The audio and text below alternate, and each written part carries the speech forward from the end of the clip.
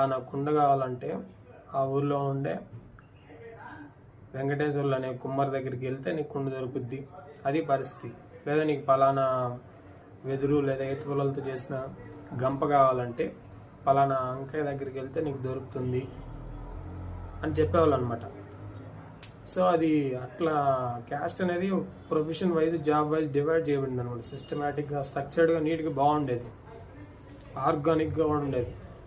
కాకపోతే సమస్య ఎక్కడ వచ్చిందంటే క్రిమినల్ మైండ్ ఉన్న వాళ్ళు ప్రతి జనరేషన్లో ఉంటారు అనమాట. వాళ్ళు చాలా డేంజర్, నేరం మైండెడ్, ఊరు మనుషులు ఉంటారు కొంతమంది. వాళ్ళు ఏం చేశారు,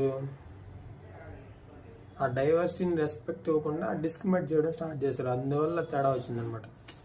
ఇప్పుడు కానీ మేము మనలాంటి చదువుకున్న వాళ్ళు ఏం చేస్తారు, మ్యాక్సిమం నువ్వు ఏ జెండర్ అయినా, నువ్వు అమ్మాయి అయినా అబ్బాయి అయినా, నీ కులం ఏదైనా, నీ మతం ఏదైనా, నీ ప్రాంతం ఏదైనా, నీ భాష ఏదైనా, నీ ఊరు ఏదైనా, వాట్ ఎవర్ ఏ డైవర్సిటీ అయినా రెస్పెక్ట్ చేస్తాం మనం. ఆ డిగ్నిటీ ఆఫ్ లేబర్ అనేది మనకు తెలుసు కాబట్టి మనం ఆ గౌరవం ఇస్తాం.